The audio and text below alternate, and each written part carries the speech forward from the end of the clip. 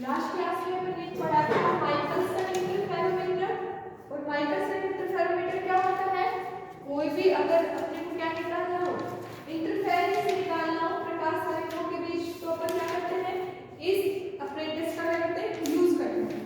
आज अपन देखेंगे जो माइकलसन वेरिकल मापिंग है, माइकलसन इंटरफेरोमीटर में जो फ्रिंजें अपने को टेलीस्कोप पे मिलती हैं उसकी रेडियस क्या होती है। तो फ्रिंजें तो क्या होगी, कंटिन्यूअस मिलेगी, एक बार ब्लैक मिलेगी, एक बार व्हाइट मिलेगी, एक बार ब्लैक, ऐसे क्या होगी, अल्टरनेट अपने को क्या मिलेगी, फ्रिंज मिलेगी। या तो आप अपने को जो निकालनी है रेडियस, वो कोई भी एनएफ फ्रिंज की निकाल लेंगे, वो चाहे ब्लैक हो या फिर व्हाइट, मतलब अगर चमकीली हो या फिर डार्क हो, ठीक है, काली हो, तो किसी भी एक के लिए अगर अपन फ्रिंज निकाल लें उसकी रेडियस क्या होगी, तो बाकी के लिए भी क्या आएगी, सिमिलर। ठीक है, तो हेडिंग लगाओ, फ्रिंजों की त्रिज्या, फ्रिंजों की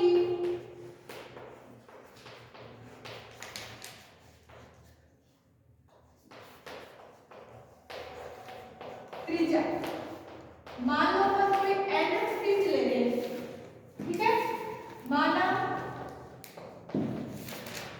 एनएफ फ्रिंज की त्रिज्या कितनी है, आर है, आर मान रहे हैं उसको, ठीक है। देखो ये क्या है, मान लो ये कोई टेलीस्कोप है और उसी से अपन क्या देखते हैं, फ्रिंजें देखते हैं, और वो किस फॉर्म में होंगी, इस टाइप से सर्कुलर फॉर्म में होंगे फ्रिंजें, इस टाइप से, ठीक है। मान लो ये टेलीस्कोप और जो पर्दा अपन देख इसके बीच की डिस्टेंस जो ओ पॉइंट अपन ने लिया था उसके बीच की डिस्टेंस कितनी है, डी है, कैपिटल डी, ठीक है। अब ये फ्रिंज है तो ये इसकी क्या होगी, रेडियस होगी। मान लो अपन कोई भी एनएच फ्रिंज ले रहे हैं तो उसकी रेडियस कितनी ले रहे हैं, आर, और ये क्या होगा, इंसिडेंट एंगल थीटा, ठीक है। तो लिखो, देखो ये एक टाइप से, अगर इस टाइप से अगर हम देखें, इसको इस पॉइंट से मिला दे, मान लो ये पॉइंट एनएच फ्रिंज ली है, इसको मान लिया मैंने पॉइंट ए, और ए पॉइंट को मैं इस टेलीस्कोप से मिला रही हूं, तो एक क्या बन गया, ट्रायंगल बन गया। तो अगर अपन इस ट्रायंगल से अगर tan थीटा की वैल्यू निकालें, tan थीटा की वैल्यू क्या होगी, लंब कोण आधार क्या आएगी, यहां से tan थीटा की वैल्यू क्या आएगी, अगर ये एंगल क्या ले लें, थीटा, मतलब अगर टेलीस्कोप से इसके द्वारा बनाया गया एंगल कितना है, थीटा, तो ये तो क्या हो गया, आधार, और ये क्या हो गया, लंब। तो यहाँ पे आर अपॉन क्या आ जाएगा, ये वाली डिस्टेंस कितनी है, डी, ये इसके ऊपर क्या होगा, अभिलंब होगा, ये क्या बनाएगी 90 डिग्री, और ये एंगल कितना है, थीटा, तो ये क्या आ जाएगा, tan theta is equal to r upon d। अगर यहां से मैं rn क्या है, रेडियस है, rn की वैल्यू निकालूं तो वो क्या आ जाएगी, d tan थीटा, ठीक है। ये तो क्या है, बेस, और ये क्या है, परपेंडिकुलर, तो tan थीटा की वैल्यू निकाल सकते हैं, क्या आएगी, परपेंडिकुलर अपॉन बेस, यही आती है, और वो कितनी आ गई, rn is equal to n tan theta. इसको मान लो कोई भी इक्वेशन फर्स्ट, ठीक है। अब देखो अपन ब्लैक का भी यूज कर सकते हैं कॉन्सेप्ट का, और जो डार्क ब्राइट फ्रिंज है उसके भी कॉन्सेप्ट का यूज कर सकते हैं, चमकीली फ्रिंज ले लो या फिर काली फ्रिंज ले लो, उसके कॉन्सेप्ट का यूज करके यहाँ पे अपन इसकी वैल्यू निकाल सकते हैं, ठीक है। तो मैं किसी काली फ्रिंज के लिए बात कर रही हूँ, काली फ्रिंज के लिए पठांतर क्या होता है, पठांतर इसके लिए काली फ्रिंज क्या आता है, 2 म्यू टी कोस आर बराबर एन लैम्डा।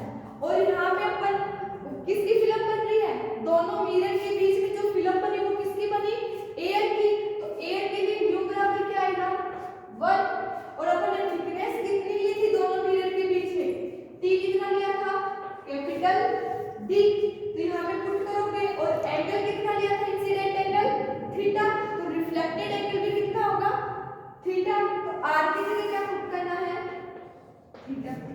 हियर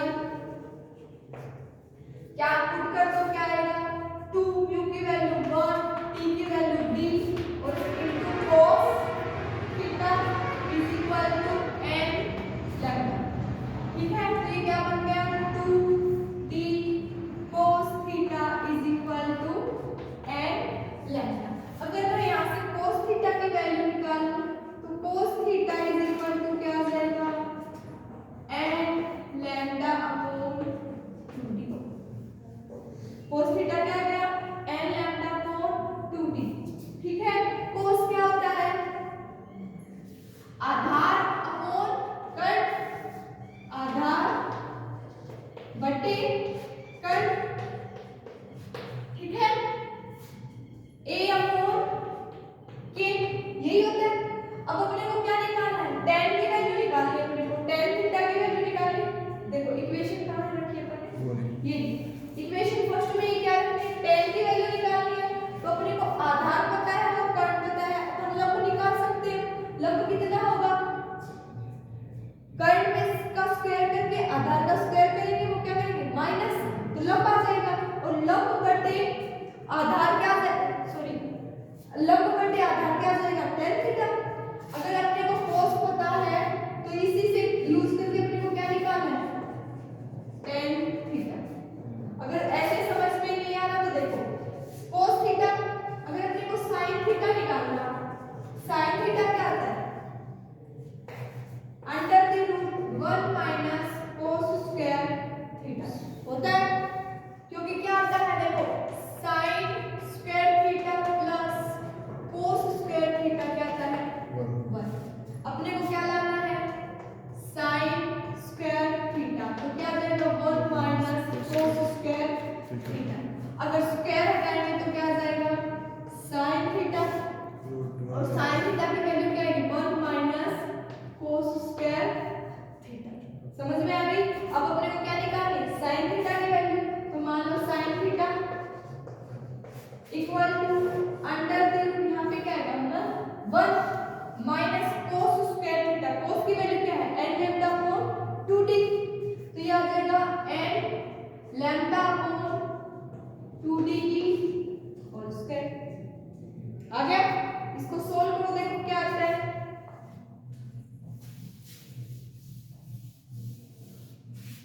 अगर मैं इसको सोल्व करूं तो क्या आएगा, sin theta is equal to under the root 4d square minus n square lambda square upon 2d की होल स्क्वायर। अगर रूट हटाएंगे तो स्क्वायर हट जाएगी, हटेगी, तो sin थीटा क्या आ गया, sin थीटा आ गया under the root 4d square minus n square lambda square upon 2d, ठीक है। और cos थीटा की वैल्यू क्या है n लैम्डा अपॉन 2d। अब अपने को निकालना क्या है, tan थीटा निकालना, क्या है tan थीटा निकालना है। tan थीटा क्या होता है, sin theta upon cos theta, यही होता है।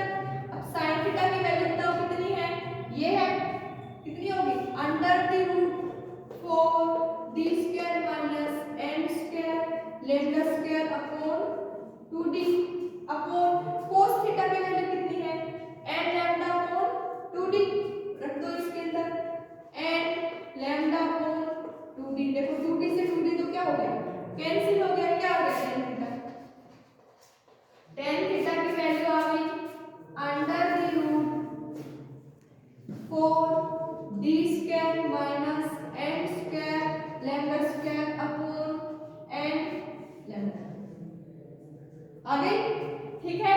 अब अगर मैं इन दोनों में से n लैम्डा कॉमन ले लूं ऊपर वाले में, तो इससे क्या चला जाएगा डिवाइड में, एक ही बात है, n लैम्डा से n लैम्डा क्या हो जाएगा कैंसिल। अगर आगे इसको सोल्व करते हैं तो क्या आता है, देखो इसको सोल्व कर सकते हैं ना, रूट में से n लैम्डा अगर अपन बाहर ले तो क्या बनता है tan theta is equal to n lambda, और ब्रैकेट के अंदर क्या आ जाएगा 4d square upon n square lambda square minus 1 upon n lambda, n lambda से n लैम्डा क्या हो गया कैंसिल, तो tan theta is equal to क्या आ गया under the root 4d square upon n square lambda square minus 1, ठीक है। ये मान लो इक्वेशन सेकंड। अब अपन ने किसकी वैल्यू निकाली, tan थीटा की वैल्यू निकालनी। अब इक्वेशन फर्स्ट में क्या लिख देंगे, tan थीटा की वैल्यू पुट कर देंगे, ठीक है। तो क्या आ जाएगी अपने पास, कोई भी nth जो फ्रिंज है उसकी त्रिज्या आ जाएगी, ठीक है। तो क्या आ जाएगी, इसमें क्या करेंगे सेकंड इक्वेशन पुट करेंगे, putting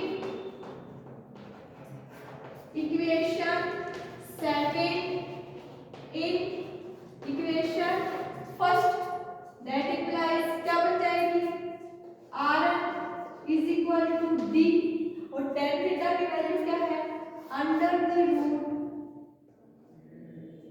4 d square upon n square लेगा स्क्वायर माइनस 1, और ये ही क्या कहलाएगी, radius of nth fringe, nth fringe की त्रिज्या। ये क्या है, रेडियस ऑफ nth फ्रिंज, ठीक है, या फिर nवी फ्रिंज की त्रिज्या, ठीक है। इस तरह से अपन क्या निकाल सकते हैं, जो माइकलसन इंटरफेरोमीटर है उसके अंदर किसी भी जो फ्रिंज है उसकी रेडियस को क्या कर सकते हैं, फाइंड आउट कर सकते हैं। अगर यहाँ पे अपन देखें तो रेडियस किस पे डिपेंड कर रही है, टेलीस्कोप के डिस्टेंस पे, डी क्या है, जो दोनों मिरर हैं, एक तो M1 मिरर और उसके पास में जो M2 मिरर